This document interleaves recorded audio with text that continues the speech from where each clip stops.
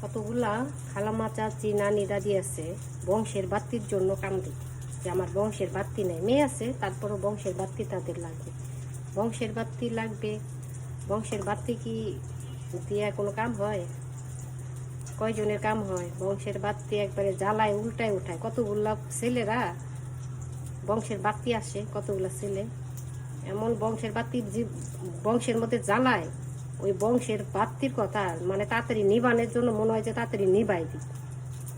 ওগুলা মনে হয় যে তাড়াতাড়ি নিবা গেলেই ভালো। সবাই তখন আফসোস করে যে এইরকম বংশের বাত্তির দরকার নাই, তাড়াতাড়ি এগুলো নিবা যা, তাড়াতাড়ি এগুলো নিবা যা। রোদ আসতেছে জানালা দিয়া, তাই বলি সবাই মেয়ে হইলে, অনেকের মেয়ে হইলে বংশের বাত্তির জন্য কান্নাকাটি করে যে বংশের বাত্তি নেই, আমার বংশের বাত্তি নেই। হায়রে বংশের বাত্তি রে, যে জ্বালায়,